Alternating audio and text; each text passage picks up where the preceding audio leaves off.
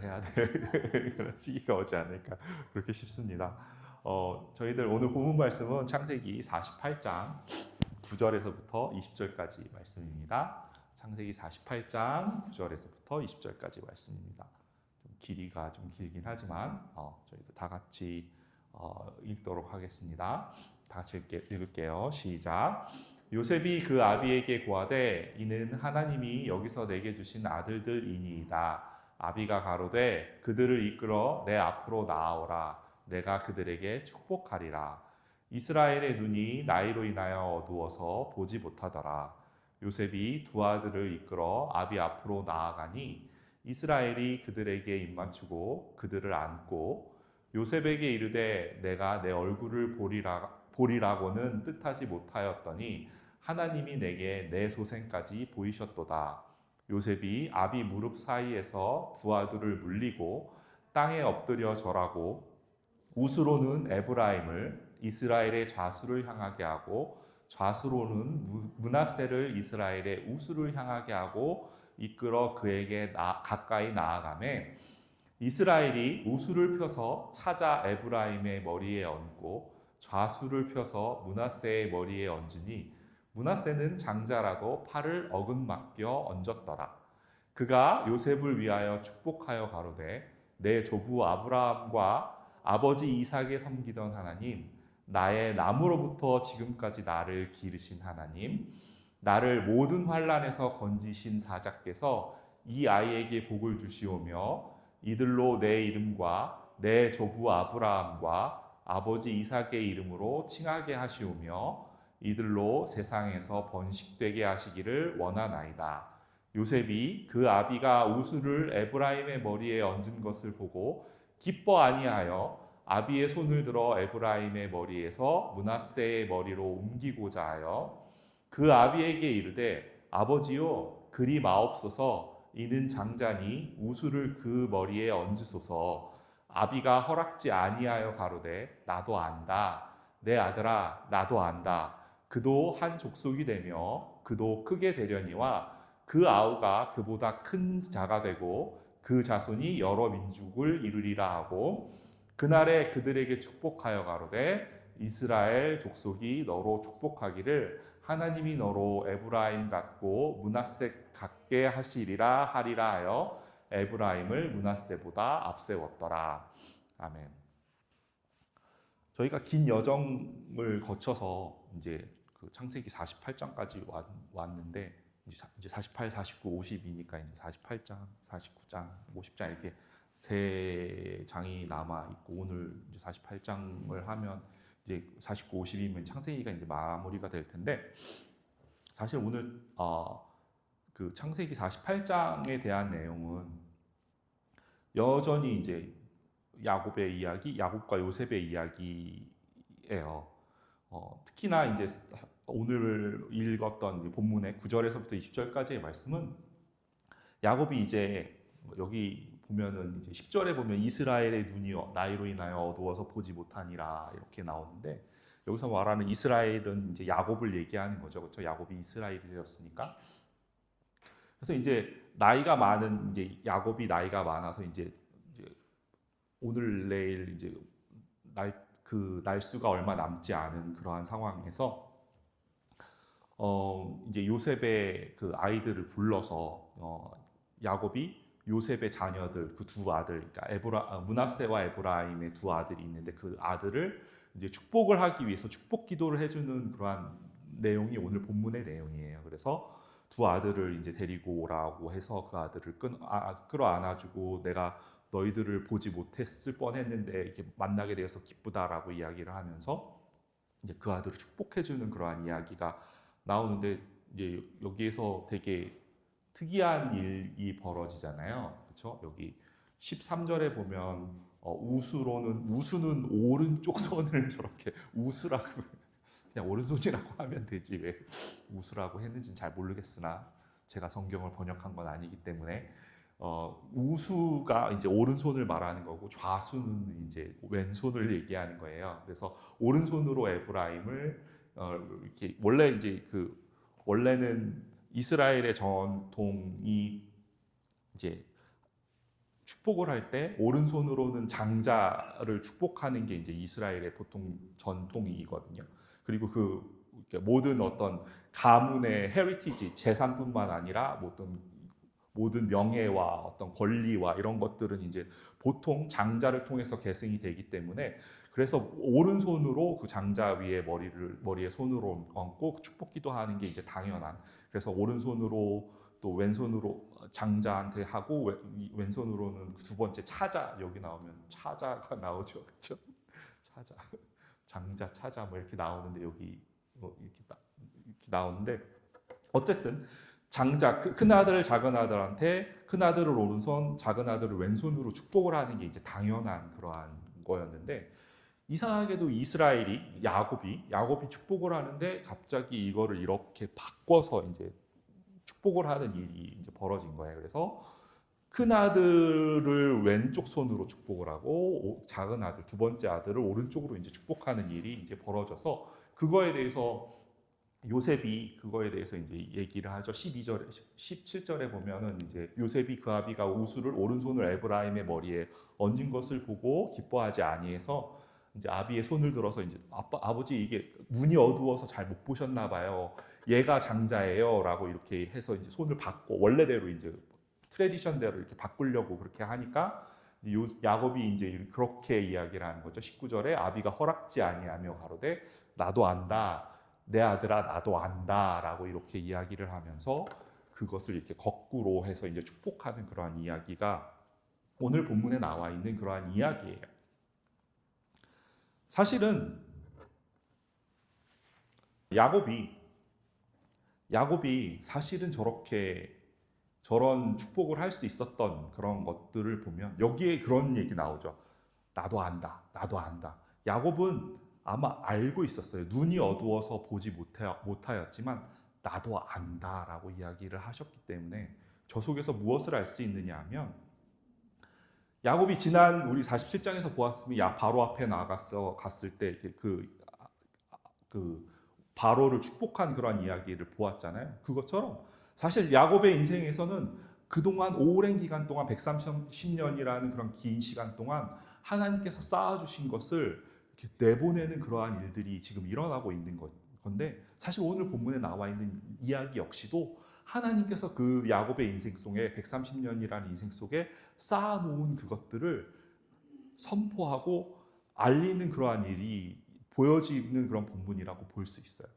사실은 예수님이 산상수훈을 비롯하여 여러 가지 이야기들 말씀을 전하실 때에도 입을 열어 가라사대 이렇게 하면서 이제 이야기가 나오잖아요. 그래서 말씀하시되 이런 식으로 이제 나와 있는데 사실 그렇게 말씀하고 무엇이 선포되고 전달되어지고 하는 그런 모든 것들이 사실은 우리들에게 생명으로 전해지는 것이잖아요. 그렇기 때문에 여기서 나와 있는 야곱이 전한 이 이야기 역시도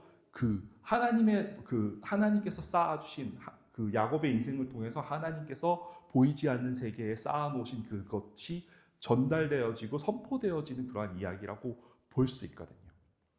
근데 우리가 이삭의 이야기도 보고 아브라함부터 보면 아브라함, 이삭, 야곱, 요셉 이렇게 이야기를 보면 되게 재밌는 어떤 패턴이 보여지는 거 알고 계시나요? 아브라함의 아들이 있죠. 아브라함의 큰 아들이 누구예요?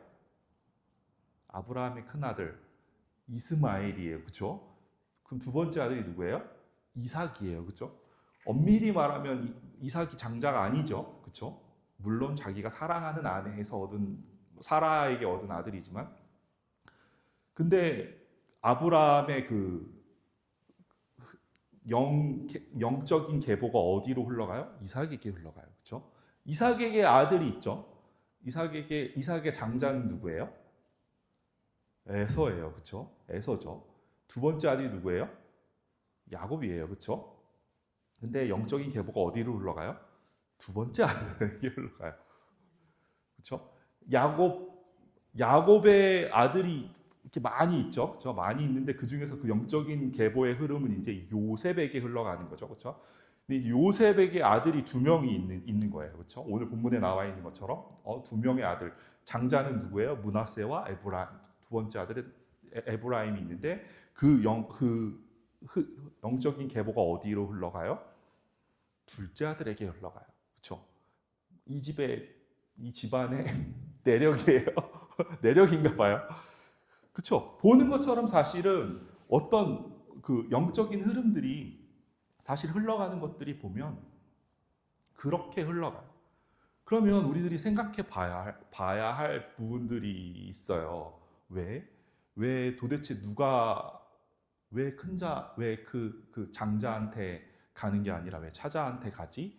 왜 이런 일이 벌어졌지? 왜 이런 일들이 계속 성경에서 계속 똑같이 언급되고 있지? 이런 것들에 대해서 우리들이 생각해 봐야 된다라는 이야기예요.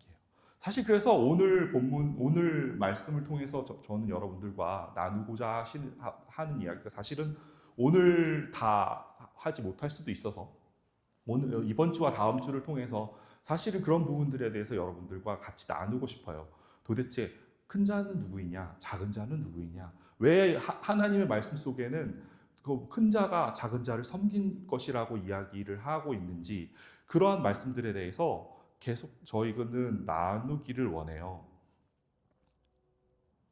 여러분들 생각할 때 성경에서 이 사실은 누가 큰 자인가, 누가 작은 자인가에 대한 이야기는 사실 이 창세기에서 시작된 그 논쟁의 시작은 어디까지 흘러가냐면 예수님에게까지 흘러가죠. 그렇죠?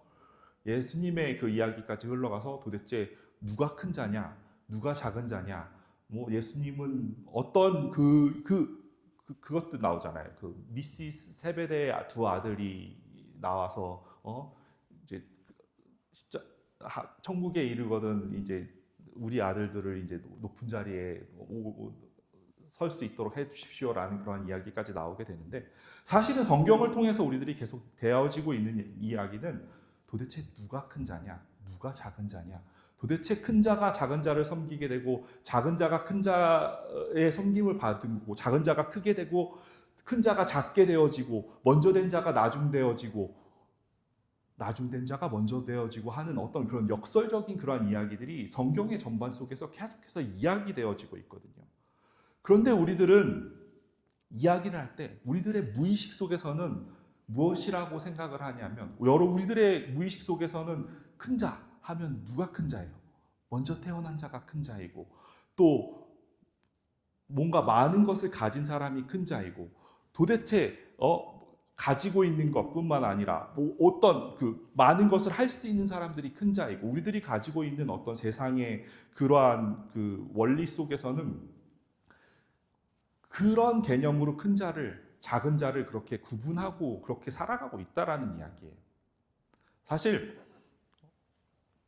로마서 9장 10절에서부터 14절 말씀을 볼게요. 이게 제가 지난주에도 여러분들에게 보여드렸었는데 다 같이 읽어볼게요. 시작. 리브가가 우리 조상 이삭 한 사람으로 말미암아 잉태하였는데 그 자식들이 아직 나지도 아니하고 무슨 선이나 악을 행하지 아니한 때에 택하심을 따라 되는 하나님의 뜻이 행위로 말미암지 않고 오직 부르시는 이에게로 말미암아 서게 하려 하사 리브가에게 이르시되 큰 자가 어린 자를 섬기리라 하셨나니 기록된 바 내가 야곱은 사랑하고 에서는 미워하였다 하신과 같으니라. 그런즉 우리가 무슨 말을 하리요? 하나님께 불의가 있느뇨? 그럴 수 없느니라.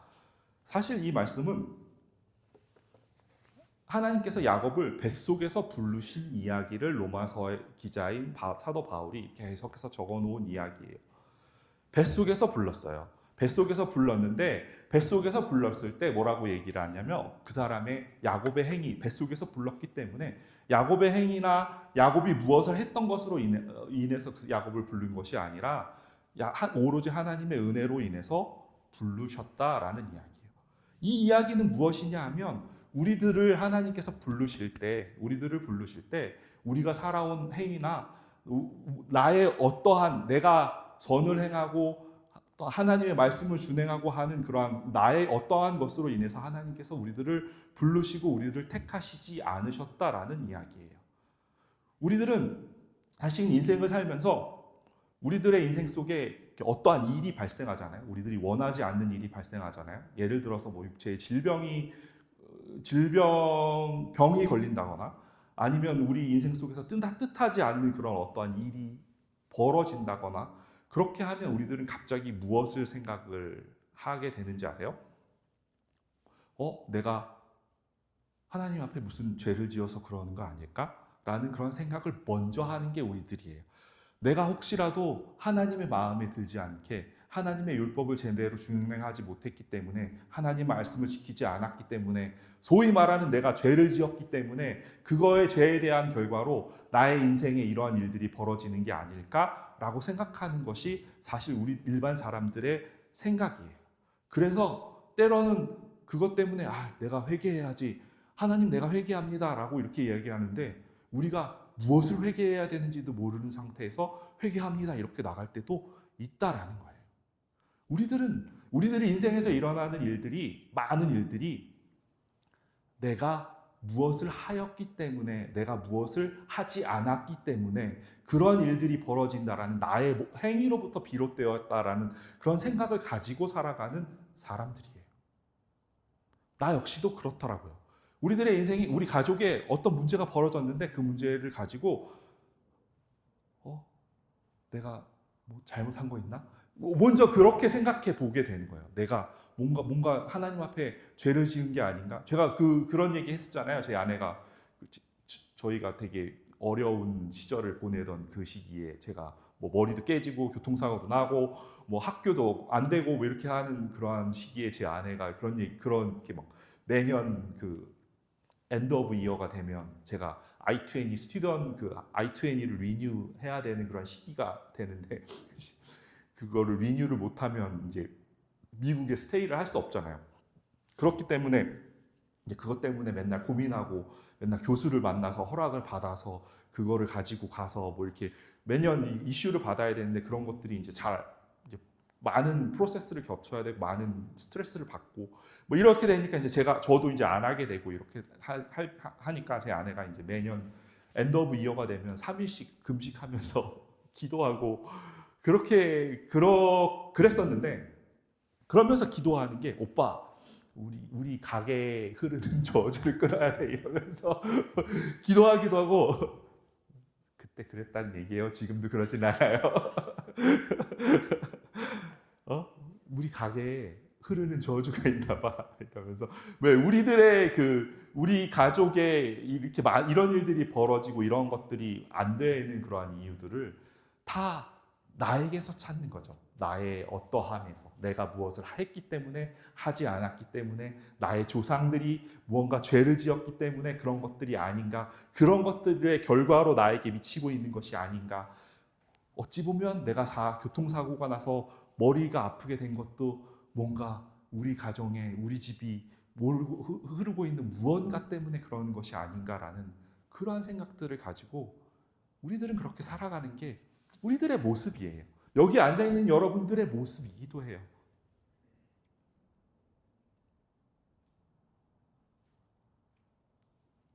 그러면서 하나님, 제가 뭐 잘못했나요? 아니면 우리 조상의 죄인가요? 그렇게 물어봤죠. 그래서 조상의 죄인.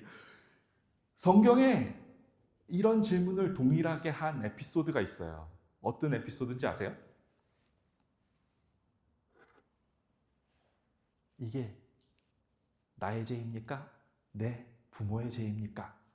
라고 묻는 그러한 일이 성경에 있어요. 어디에 있어요? 요한복음에 있어요. 요한복음 9장 1절에서 3절에 보면 이렇게 이야기하고 있어요. 다 같이 읽어볼게요. 시작. 예수께서 길 가실 때 날 때부터 소경된 사람을 보신지라 제자들이 물어 가로되 랍비여 이 사람이 소경으로 난 것이 네 죄로 인함이오니이까 자기오니이까 그 부모오니이까 예수께서 대답하시되 이 사람이나 그 부모가 죄를 범한 것이 아니라 그에게서 하나님의 하시는 일을 나타내고자 하심이라.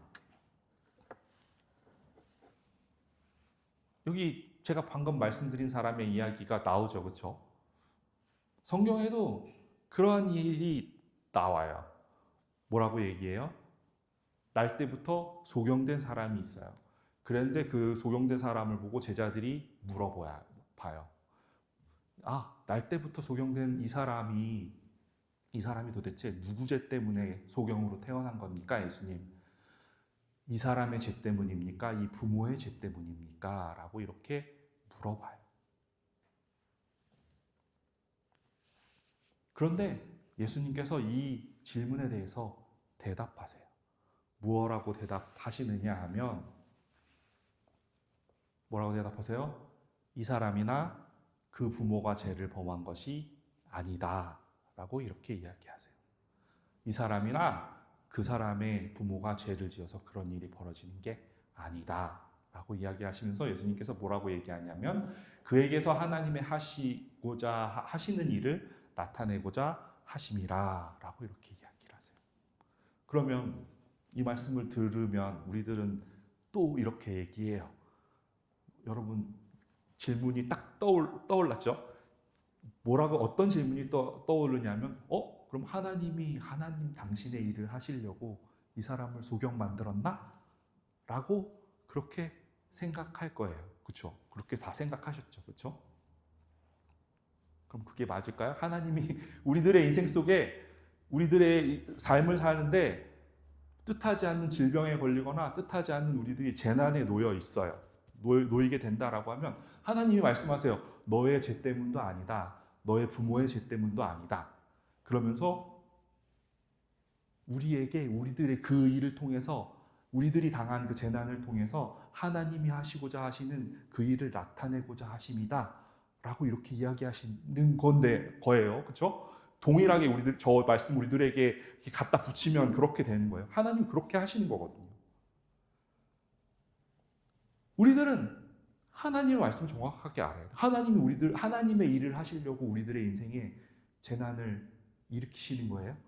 우리들로 하여금 병을 아프게 하고 저의 인생으로 따지면 교통사고가 나서 머리가 깨져서 뭔가 내가 하고 싶은 것을 못하게 하시는 그러한 이유가 야 짜잔 야 철아야 네가 이렇게 하는 건 내가 이 일을 하려고 이렇게 하는 거야 라고 하나님이 마치 무슨 이렇게 지니처럼 촥 어려운 상황에 촥 나타나서 이거 아니야 이런 어떤 하나님의 그런 것들을 나타내시기 위해서 하나님께서 저런 일을 하시는 건가요? 아니라는 거예요. 우리들은 계속해서 그런 방식으로 그런 패턴으로 하나님께서 일하시는 그러한 일들을 바라보려고 해요. 마치 이 이야기를 보면 하나님이 자신의 일을 드러내시기 위해서 일부러 이 사람을 소경으로 만들고 하나님이 자기의 하시는 일을 드러내시기 위해서 우리들의 인생에 재난을 주고 고통을 주고 아픔을 주고 뜻하지 않는 그러한 일을 겪게 하고 하는 것처럼 보여요. 그런데 그 뜻이 아니에요. 사실 이 말씀 속에 마지막 저 3절 그에게서 하나님의 하시는 일을 나타내고자 하심이라라는 저 말씀 속에는 저 말씀을 이렇게 보면 저 말씀에는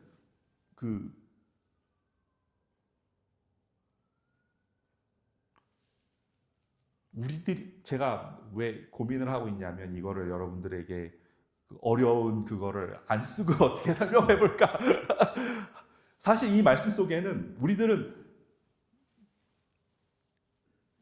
무언가를 하기 위해서 무엇을 했다라는 원인과 결과처럼 원인과 결과의 말로 저 말씀을 표현한 게 아니라 저 말씀은 목적을 표현하기 위해서 이 말씀을 표현하신 거예요.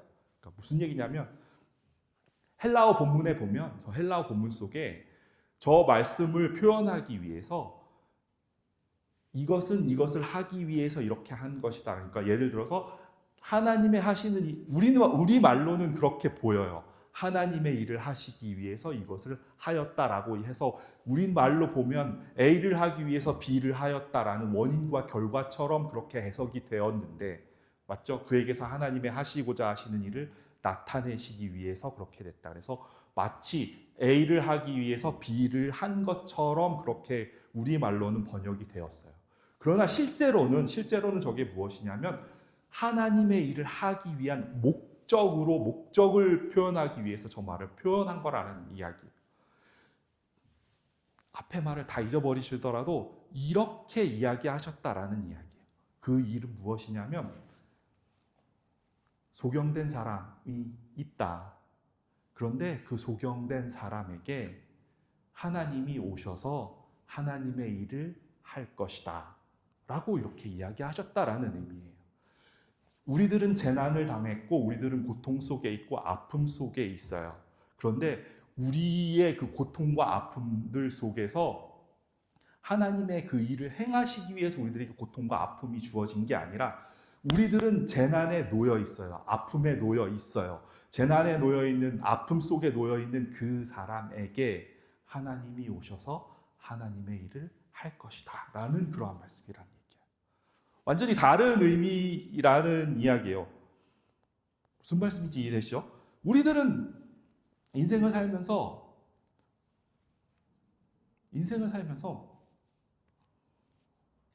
우리들은 막 살아요. 그렇죠? 우리들이 아픈 병에 걸리고 뭐 교통사고에 당하기도 하고 원하지 않는 일에 놓이게 되는데 사실은 그 모든 그러한 일들의 결과가 사실은 우리가 아픈 이유가 뭐예요? 뜻하지 않은 재난을 겪었기 때문에 아픈 거잖아요. 그것이 하나님에게 죄를 짓고 이런 것들과 전혀 관계 없다라는 이야기예요. 우리들은 물어요. 왜 병에 걸려요? 왜 재난을 당해요? 사실 우리가 병에 걸리는 이유는 단순해요. 그렇죠? 우리가 건강한 음식 안 먹고 운동 안 하고 대충 살고 몸무게는 늘어나고 뭐 이렇게 하면은 병에 걸리는 경우도 있잖아요. 그렇죠?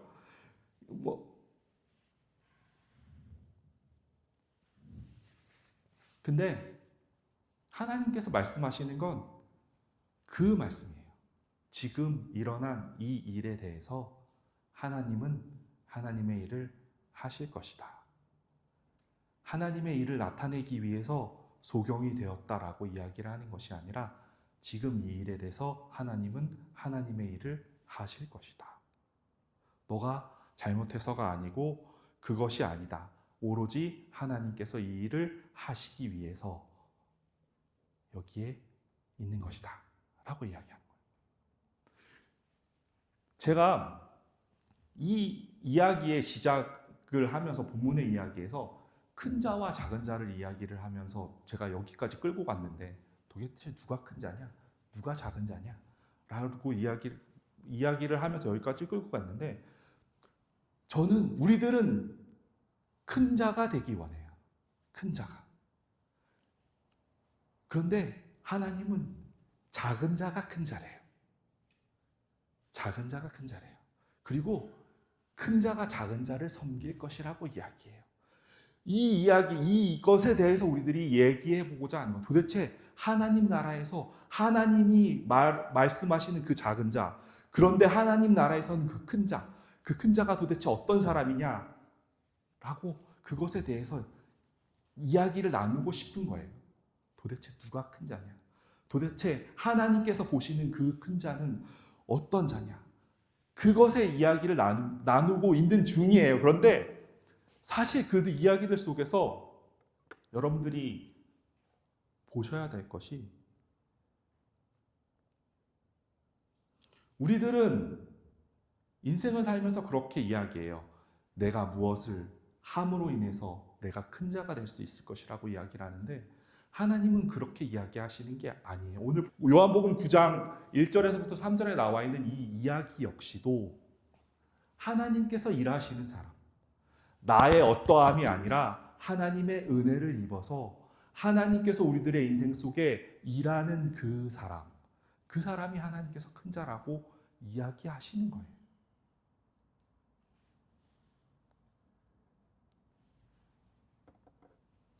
사실 우리들이 지금 되게 어지러운 상황에 놓여 있죠, 그렇죠? 지난주에 이제 중동에서 전쟁이 일어났죠, 그렇죠? 전쟁이 일어나서 되게 시끄러워요, 그렇죠? 뭐 미사일도 막 매일매일 폭격을 했다. 여기 뭐 미사일이 몇백 발이 날아갔다. 사람이 얼마가 죽었고 기름값이 계속해서 오르고 있다라는 이런 이야기가 나오고, 그다음에 전쟁의 그 이야기들이 점점 커져가는 것을 그렇게 느끼죠, 그렇죠? 주변 걸프 이란과 이스라엘뿐 아니라 미국뿐 아니라 주변에 있는 나라들로 그 전쟁이 점점 커져가는 것 같고, 오늘 어제부터 보니까 뭐 러시아가 뭐 이렇게 인발부되진 않았느냐 뭐 이런 이야기들도 나오고.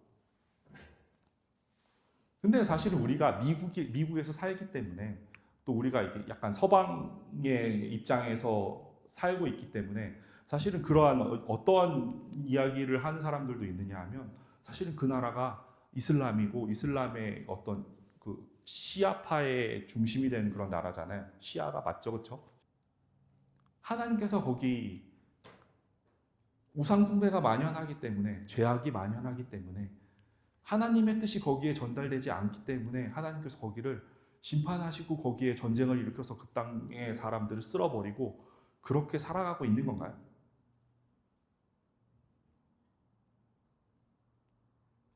우리는 그렇게 이야기할 수 없어요. 그 사람들이 예수님을 믿지 않고 이방의 신을 우상을 섬기기 때문에 재앙이 임하고 전쟁이 임했다라고 그렇게 함부로 이야기할 수 없어요.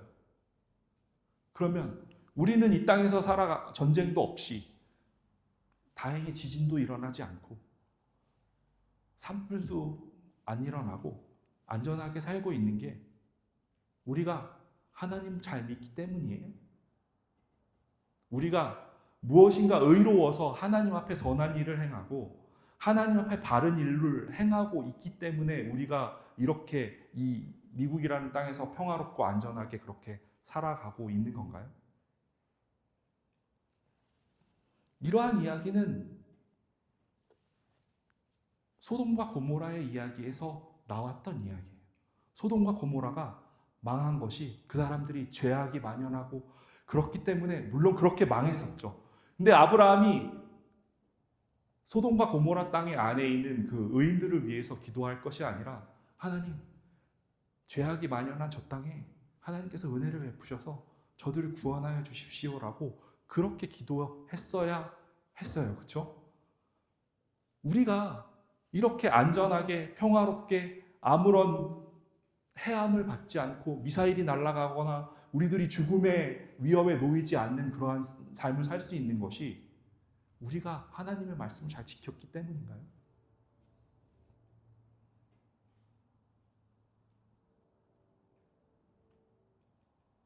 우리들 역시 그 사람들과 다르지 않게 많은 죄를 지으면서 살아요.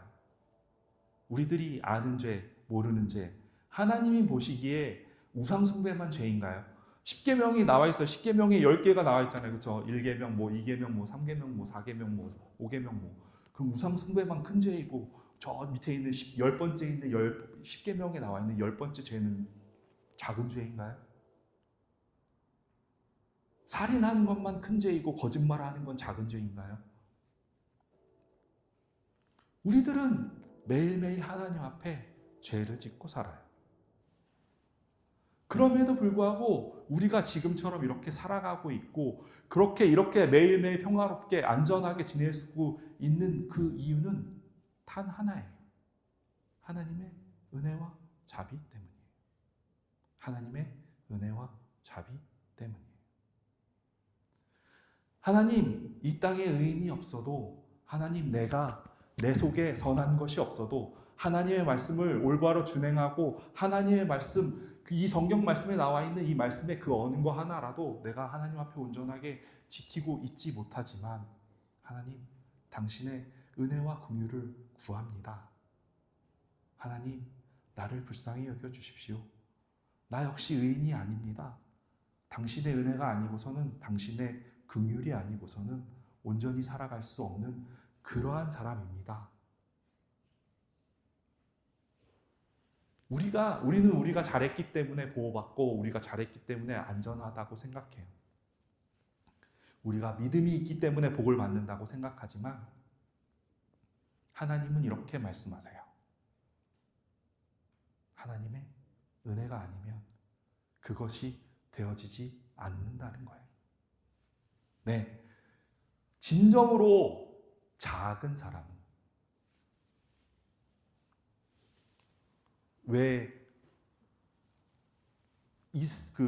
아브라함의 자녀들 속에 작은 자들 속에 작은 자의 이야기들이 계속 나오는지, 예수님께서 왜 작은 자에 대해서 이야기를 하는지, 그 작은 자가 인간 세상에서 볼 때는 작은 자이지만 하나님의 세상에서 볼 때는 큰 자이거든요. 근데 그 큰 자는 어떤 사람이냐면 바로 하나님의 은혜를 힘입어서 살아가는 사람이라는 이야기예요. 나의 어떠함에 기대는 것이 아니라 내가 무엇을 할 수 있어서, 내가 무엇을 잘해서, 내가 선해서가 아니라 하나님의 은혜를 덧입고 모든 것이 하나님의 은혜임을 아는 사람이 바로 하나님의 세상에서 큰 자라고 이야기하는 거예요.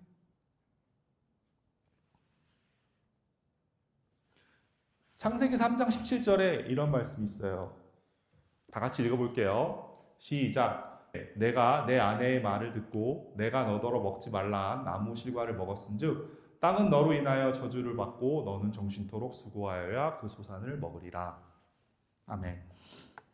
창세기 3장 17절에 나와 있는 저 말씀은 어떤 말씀이냐면 아담과 하와가 선악과를 이렇게 신나게 먹고 하나님이 이제 벌을 내리시는 그러한 이야기예요. 그래서 하나님이 아담에게 이르시면서 너가 내 아내의 말을 듣고 내가 너더러 먹지 말란 실과를 먹었으니까 너는 벌을 받아. 그렇죠? 그래서 땅은 너로 인해서 저주를 받고 너는 종신토록 수고하여야 그 소산을 먹을 거야 라고 이렇게 이야기하는 거예요.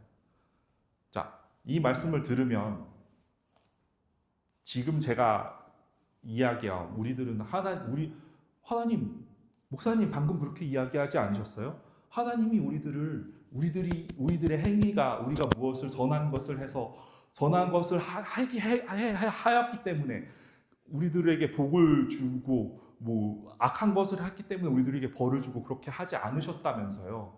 그런데 이 말씀을 보면 어떤 말씀이 들어요? 하나님, 너가 하나님의 말씀을 듣지 않았으니까, 너가 아내의 말을 듣고 먹지 말라는 나무를 먹었으니까 너가 벌을 받아. 이렇게 이야기하고 있는 거잖아요. 이 말씀 보면. 목사님이 지금 얘기한 거하고 안 맞는 거 아니에요? 라는 생각이 들지 않으세요? 들 거예요. 당연해요. 겉으로 보기엔 그렇게 이야기하고 있어요. 그런데 하나님께서 벌을 주세요. 하나님께서 이야기하셨어요. 여기 계신 모든 분들이 자녀들이 있으니까 우리가 자녀들에게 이야기해요. 설인아, 너 이런 거 하면 안 돼. 너 그거 계속하면 벌 받는다. 라고 이렇게 이야기를 하면 제가 뭐 예를 들어서 설인이가 거짓말을 했다고 쳐봐요. 설인아, 거짓말하면 안 돼. 거짓말하면 아빠한테 혼난다. 너 핸드폰 뺏는다. 뭐 이런 류의 그런 이야기가 나오겠죠, 그렇죠? 너 아빠가 하지 말라고 했지. 이거 하지 마. 거짓말하면 너 이렇게 된다. 이런 식으로 벌을 주잖아요. 우리가 자녀들에게 무엇인가 제재하고 어떠한 것을 하지 않았을 때 뭔가 벌을 준다고 했을 때 우리가 그 자녀가 벌을 받는 게 목적이에요? 아니면 그 자녀가 잘 되는 게 목적이에요? 잘 되는 게 목적이에요. 그렇죠? 그 자녀가 거짓말하지 않고 올바르고 하나님은 상관없이 그냥 도덕적으로 사람들의 생활 속에서 올바르게 바르게 맞는 방향으로 잘 자라나게 하는 게 목적이에요. 그 자녀에게 핸드폰을 뺏고 그 시간을 옛날에는 그랬겠죠. 자꾸 거짓말하면 종아리 5대 맞는다. 뭐 이랬겠죠, 그렇죠? 이랬겠죠. 지금은 그러진 않겠지만 옛날에 같았으면 그랬을 거예요, 그렇죠? 근데 우리들이 그렇게 하는 이유는 그 자녀가 하나님 안에서 올바로 자라기를 원하는 그런 목적을 가지고 있는 거예요. 하나님도 말씀하셔요. 창세기 3장 17절에 야, 너 사람의 말을 듣고 내가 먹지 말라 나무를 먹었지? 먹었으니까 땅은 저주를 받고 너는 종신토록 수고하면서 살아야 된다 라고 이야기하신 거는 하나님이 우리들한테 너는 종신토록 수고하고 저주를 받고 종신토록 수고하고 해야 그 소산을 먹을 수 있는 그러한 삶을 살아라 라고 이렇게 하시기 위한 것이었을까요? 뭐였을까요? 저기에 힌트가 있어요. 너가 내 아내의 말을 듣고 이러한 일을 벌였지. 너가 사람의 말을 듣고 저런 일이 벌어졌잖아. 사람의 말을 들었기 때문에 너가 죄를 짓게 되었잖아. 사람의 말을 들을래? 나 하나님의 말을 들을래? 너가 사람의 말을 들으면 땅은 너 그것으로 인해서 저주를 받을 거야. 너가 사람의 말을 들으면 너는 종신토록 수고하고 그렇게 힘들게 땅의 소산을 먹게 될 거야. 그런데 하나님의 말씀을 들으면, 나의 말을 들으면 그렇지 않을 거야 라고 이야기하시는 거라는 이야기예요. 무슨 말씀인지 이해되시나요? 저 창세기 3장 17절에 숨겨져 있는 말씀의 진정한 의미는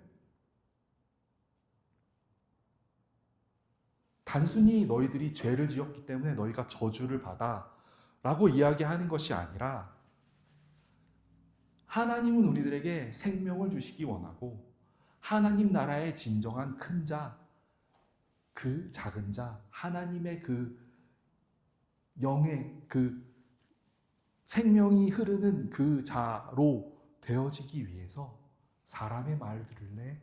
아니면 나 하나님의 말을 들을래? 라고 물으시는 그러한 말씀이라는 거예요. 네, 진정으로 하나님 나라의 큰 자, 진정으로 그 우리가 볼 땐 작은 자처럼 보이는 그런 사람들은, 우리들 지금도 그러잖아요.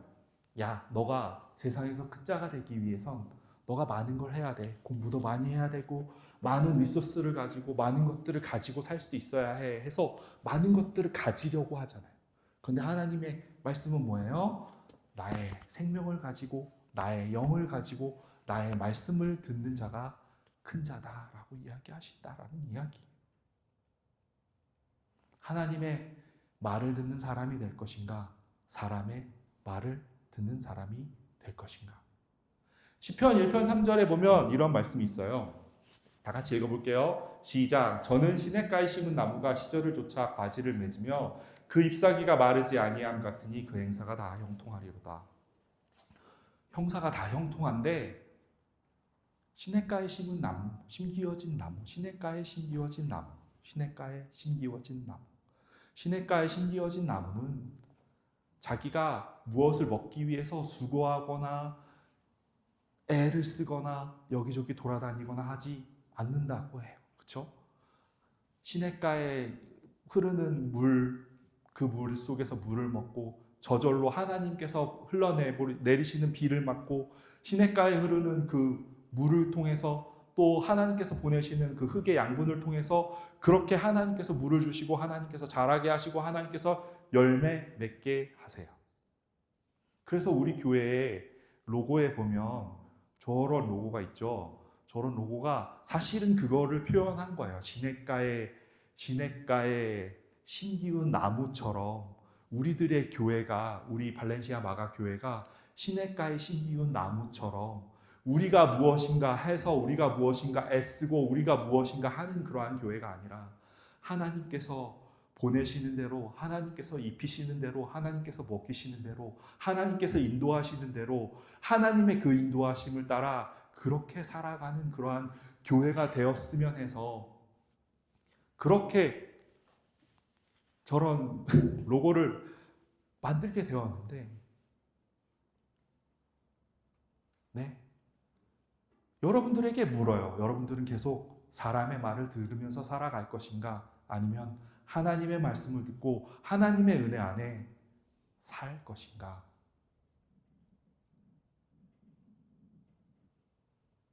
예수님이 소경을 만났을 때 그렇게 얘기하셨죠. 이 사람의 소경된 것은 하나님의 일을 나타내시기 위함이다.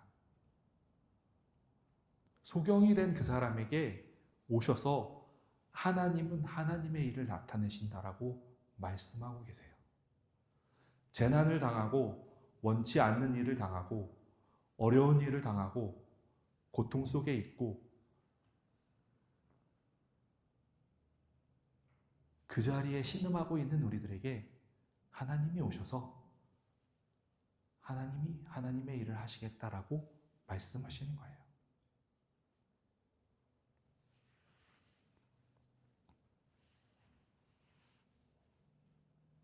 제가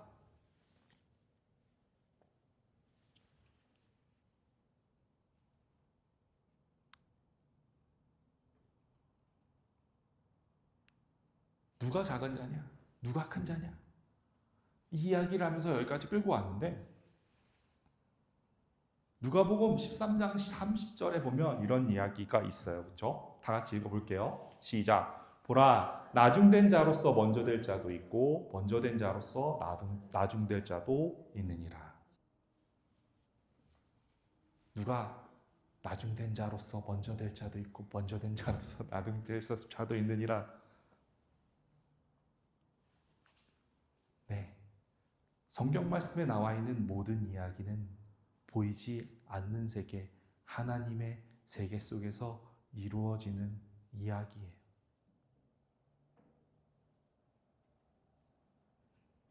야곱이 돌베개를 베고 누워있을 때 꿈을 꾸죠. 그렇죠? 어떤 꿈을 꿔요? 사다리가 하늘로부터 내려와서 천사들이 오르락 내리락 하는 그런 꿈을 꾸어요. 사다리는 땅에서 받치고 올라가는 사다리가 안전해요? 하늘로부터 내려오는 사다리가 안전해요?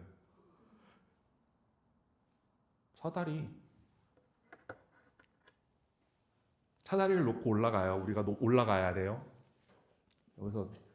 여기서 땅에다 놓고 저기를 올라가야 돼요. 땅에다 내려놓고 받치고 있는 이런 사다리가 안전해요? 저 천장에서부터 내려와서 하늘에서 댕글댕글 하고 있는 사다리를 타고 올라가는 게 안전해요? 우리들의 눈으로 볼 때 땅에다가 기초를 두고 땅에서부터 올라가는 사다리가 안전하다고 이야기해요. 그런데 야곱이 꿈 속에서는 하늘에서부터 내려온 사다리였어요. 그 사다리를 맨날 사다리 타시는 일을 하시는 분이 계셔서 그렇죠? 하늘에서 내려오는 사다리를 타고 올라가려면 너무너무 우리들이 볼 때는 힘들어요.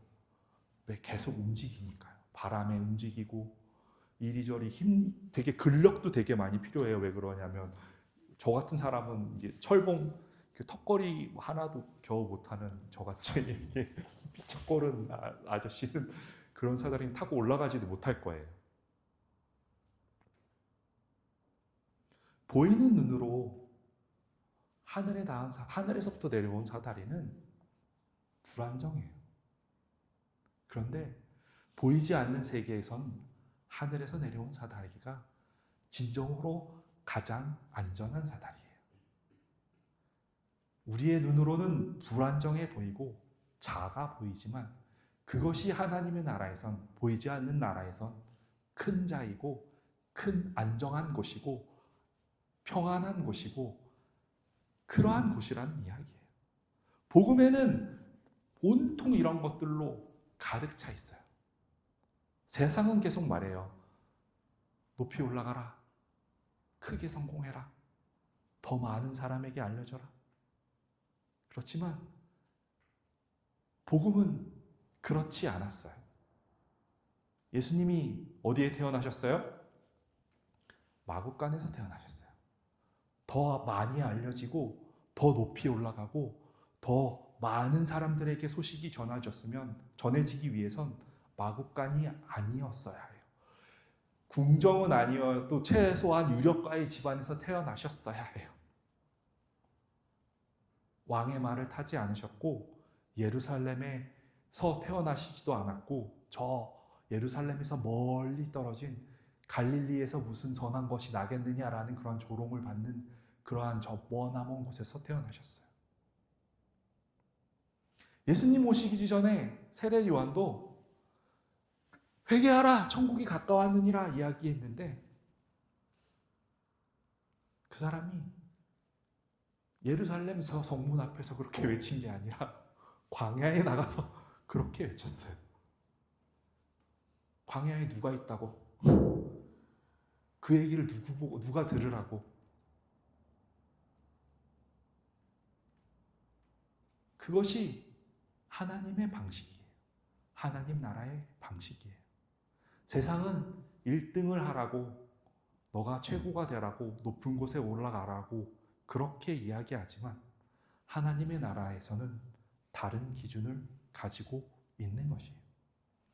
사실 최선을 다해도 1등을 하는 사람이 있지만 최선을 다해도 꼴등을 하는 사람이 있죠. 그렇죠? 되게 공감하네. 어떤 사람은 정말 최선을 다하면 1등을 해요. 저 같은 사람. 학교 공부에서만 그래요. 최선을 다하면 정말 1등을 하는 사람이 있어요. 정말 놀라운 퍼포먼스를 보여주고 뭐든지 잘 되는 사람이 있어요. 그런데 정말 열심히 하고 정말 최선을 다하는데 그래도 안 되는 사람도 있어요. 그런데 중요한 것은 너가 잘하느냐 못하느냐 순위가 아닌 거예요. 1등을 해서도 하나님께 영광을 돌릴 수 있고 꼴등을 해서도 하나님께 영광을 돌릴 수 있어요. 성경은 믿음을 이야기할 때, 성공을 이야기할 때도 동일한 기준으로 이야기해요. 히브리서 11장 20절, 21절에도 보면 읽어볼게요. 시작. 믿음으로 이삭은 장차 오는 일에 대하여 야곱과 에서에게 축복하였으며 믿음으로 야곱은 죽을 때 요셉의 각 아들에게 축복하고 그 지팡이 머리에 의지하여 경배하였으며. 여쭤볼게요. 믿음으로 이삭은 장차 오는 일에 대하여 야곱과 에서에게 축복하였다. 저 말이 맞아요? 동의하세요? 우리가 창세기에서 이삭이 야곱과 에서한테 축복을 했는데 이삭이 야곱한테 축복을 했잖아요. 근데 이삭이 장차 오는 일을 다 알고 그렇게 해서 그거에 맞게 축복을 한 거예요? 아니잖아요. 어떻게 축복했어요? 야곱이 사기쳤잖아요. 사기친 거에 대해서 당한 거잖아요. 근데 성경에서는 뭐라고 이야기해요? 믿음으로 장차 오는 일에 대해서 알고 축복했다라고 이야기해요. 믿음으로 야곱은 죽을 때 요셉의 각 아들에게 축복했다고 이야기해요. 그 지팡이 머리에 의지하여 경배하였다라고 이야기해요. 야곱이 왜 지팡이 머리에 의지하면서 살았어요? 환도뼈가 깨졌으니까 평생 동안 지팡이를 짚고 살았죠. 그렇죠? 왜 히브리서 기자는, 히브리서를 쓴 사람은 야곱의 이야기, 에서의 이야기, 이삭이 그렇게 어떻게 해서 축복을 했는지에 대한 이야기를 몰라서 저렇게 썼을까요? 그렇지 않아요. 알았을 거예요. 근데 왜 저 사람이 믿음으로 이렇게 하셨다고 했을까요? 바로 하나님의 그 일이, 하나님께서 계획하셨던 일이 하나님의 그 뜻이 성취되었기 때문에 저렇게 쓴 거예요. 하나님의 뜻이 성취되었기 때문에. 네, 어떤 사람이 큰 자고 어떤 사람이 작은 자일까요? 하나님의 나라에서 진정으로 큰 자는 그 사람의 인생을 통해서 하나님의 뜻이 성취되어지는 사람이에요. 그 사람의 인생을 통해서 하나님의 그 일, 하나님이 계획하신 일, 하나님께서 그 사람을 통해서 이루고자 하신 일, 창세 전에 그 사람을 택하시고 그 사람의 인생을 통해서 계획하시고 플랜한 대로 그 일이 그 사람 속에서 되어졌을 때 하나님은 그 사람의 인생을 보고 무엇이라고 이야기해요? 믿음으로 그 일이 되어졌다라고 이렇게 말씀해 주신다라는 이야기예요. 여러분, 하나님 나라에서 진정한 큰 자가 어떤 자인지, 하나님께서 계속해서 왜 이러한 이야기들, 세상의 관점, 세상에서 우리가 보이는 세상에서의 큰 자와 작은 자, 보이지 않는 세상에서의 큰 자와 작은 자, 이것들을 계속해서 대비하면서 성경의 전체 이야기들 속에서 그 이야기를 하고 있는 이야기. 도대체 하나님 나라에, 여러분들 진짜 하나님의 나라에 큰 자가 되기를 원하신다면 하나님의 은혜를 입고 살아가는 사람이어야 해요. 하나님께서 우리들의 인생 속에 하나님의 일을, 하나님의 뜻을 만들어 가시는 그러한 사람이어야 해요. 나의 힘을 의지하는 사람이 아니고 하나님을 붙들고 살아가는 그러한 사람이어야 해요. 성경에서 계속해서 이야기할 거예요. 창세기뿐만 아니라 출애굽기 쭉 해서 예수님 신약 성경 전체에선 끊임없이 이 둘이 충돌하고 있어요. 누가 큰 자냐? 누가 작은 자냐? 여러분들이 그런 정말 우리들이 눈으로 보는 세상에서의 큰 자가 아니라 하나님의 눈으로 보는 그러한 큰 자가 되기를, 그러한 사람으로 그렇게 세워져가는 저와 여러분들이 되기를 소망하며 이 모든 말씀 마치도록 하겠습니다. 기도하겠습니다. 하나님, 우리가 지금까지 살아온 것이 나의 의로움과 나의 선함 때문이라면 이 자리에 이렇게 앉아서 편안하게 예배드릴 수 있는 사람은 한 사람도 없음을 고백합니다. 예수 그리스도의 보혈로 우리의 죄를 사하여 주셨고 성령으로 우리 안에 함께 하셔서 우리들에게 영원한 기업을 주시겠다 약속해 주셨고, 하나님의 은혜로 하나님의 경륜 안에서, 하나님의 약속 안에서 오늘도 우리들을 붙들어 주시기에 우리가 이렇게 살아갈 수 있음을 감사드립니다. 하나님, 이제 우리가 하나님의 은혜를 더 깨닫기 원합니다. 하나님의 그 크신 능력이 어떤 것인지 더 알기 원합니다. 하나님의 그 능력이 우리들을 주관하시고 성령께서 우리의 삶을 다스려서 그렇게 살아갈 수 있는 우리들이 되기를 소망합니다. 하나님, 우리가 최선을 다해 살아보려 하지만 우리들은 원하는 선은 행치 못하고 원하지 아니하는 악만 행하며 살아갈 수밖에 없는 그렇게 연약하고 어둠의 사망의 존재뿐임을 하나님 앞에 고백합니다. 우리의 힘으로는 거룩하신 하나님을 온전하게 예배할 수 없습니다. 오로지 당신께서 허락하신 그 은혜 아니면 우리가 이렇게 살아갈 수 없는 우리들임을 하나님 앞에 고백합니다. 하나님, 진리의 하나님, 하나님, 우리가 그 하나님의 진리로 붙잡힌 바 되어지는 그러한 사람들이 되기를 원합니다. 세상은 말합니다. 큰 자가 되라 말합니다. 1등이 되라고 말합니다. 높은 곳으로 올라가라 말합니다. 하지만 하나님 나라에, 하나님 보시기에 큰 자는 세상에서 볼 땐 작은 자이지만, 보잘것 없지만 하나님의 은혜를 덧입어 살아가는 사람임을 알게 하여 주옵소서. 하나님의 그 놀라운 일이 내가 이 자리에 이 일에 대하여 하나님됨을 나타내겠다 하는 그 일들이 이루어지는 그러한 사람임을 알게 하여 주옵소서.